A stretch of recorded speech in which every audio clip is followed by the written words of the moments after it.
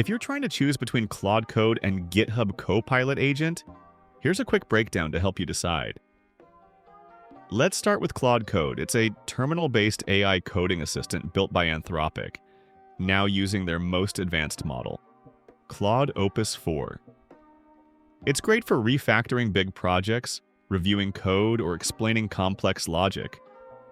It works well for developers who spend a lot of time in the terminal or need detailed help with code architecture.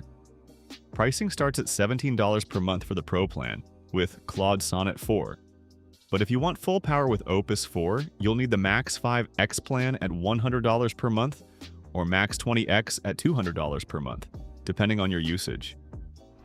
Now onto GitHub Copilot Agent.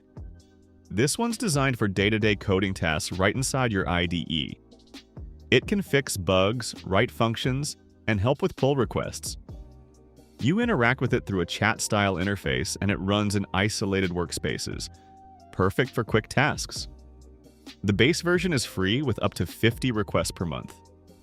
If you want more, Pro is just $10 per month, and Pro Plus with better models and unlimited use goes for $39 per month.